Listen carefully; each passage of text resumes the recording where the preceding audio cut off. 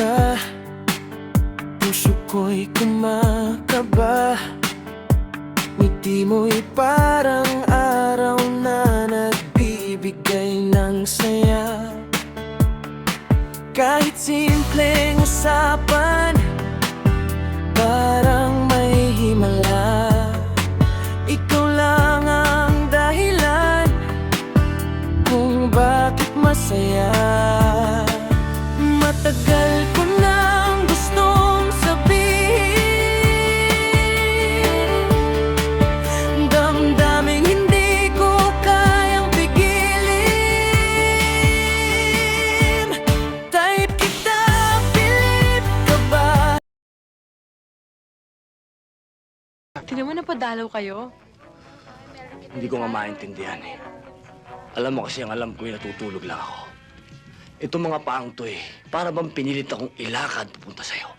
Nung idilat kong aking mga matay, nasa harap na kita. Para bang sinasabing, para tayo sa isa't isa. Kayo talaga mga sundalo. Eh sa bawat destino nyo, may asawa kayo eh. Sinaktan mo ang damdamin ko. Napakasakit mo magsalita. Wala akong asawa. Yan ang may asawa. Sabihin mo, soldier! O yan, kapitan o.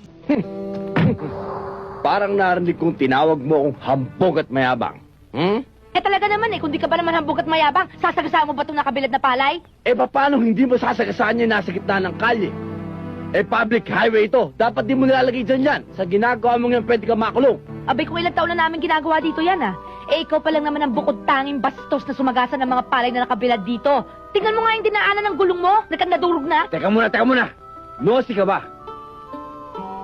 Aba si Carlota, ang kababata kong saksakan na suplada. Hindi ka pa rin nagbabago. Aba hindi mo pa rin binibitawan yung trono mo na ikaw ang reyna ng mga kataraya. At ikaw naman si Ismael, ang dating halang ng bituka, na hanggang ngayon ay halang pa rin sa pinakahalang na bituka. Ha?